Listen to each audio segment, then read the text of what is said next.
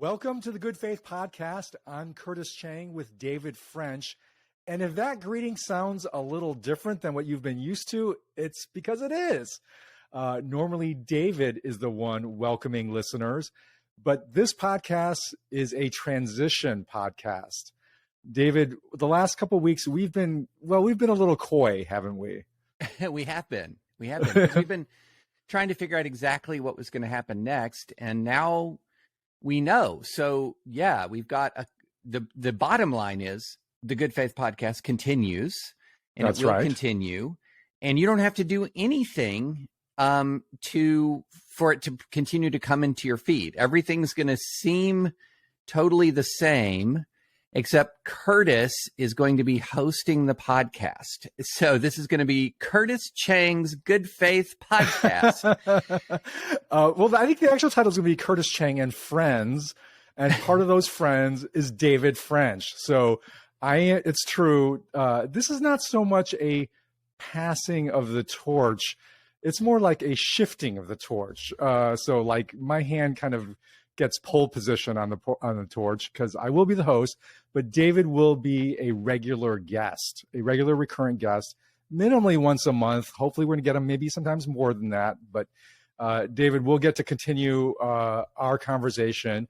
But we're also going to include other friends. I mean, really the heart of Good Faith is it is friends who love Jesus and are trying to help each other make sense of this world. I mean, actually, our podcast began, David, if you remember, because you were writing your Sunday newsletters, and I was, you were asking me for my theological thoughts, and we were just exchanging long marathon texts, and we just realized, maybe we should just talk this out and turn on record, and we've got a podcast. So that's the spirit of the Good Faith Podcast, and it's going to continue. I do want to acknowledge, there is some sense of loss, as with all transitions. There's a loss. For those of you listeners who really have enjoyed hearing David and I talk, you'll be getting somewhat less of that. It won't go away. David's still going to be here monthly, but you'll be getting some less of that. So there is a loss there that I do want to acknowledge. But I think the nature of transitions, and we're going to talk about this today, the nature of transitions is that you have to go through some loss to get some new gain.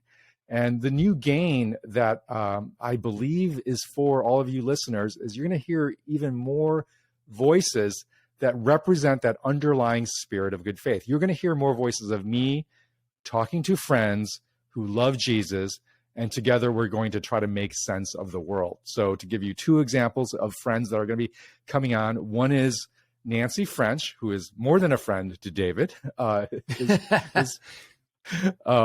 his wife. And Nancy is going to be coming on to tell stories. If listeners have known how much we have in the past talked about the power of stories, and I'll bet for many listeners, what you remember of past episodes is more than some scintillating, brilliant point, David and I made. It's probably some story that we've told. And we've talked about the power of stories. So Nancy will be coming on as storyteller because I think stories are so crucial to how we make sense of the world. And Nancy is one of the funniest, best, smartest storytellers I know. So we're going to have her come on doing that. Another regular recurring guest who has agreed to come on repeatedly is our common friend, Andy Crouch. Who is especially, I'm really eager to bring on Andy because I think making sense of our world going forward involves making sense of technology. And there's no friend I have that I turn to more regularly and more eagerly than Andy Crouch to make sense of technology and culture. And so he'll be coming on to do that. And maybe if David has his way, he'll also be sharing more stories of life in a Christian commune with me. So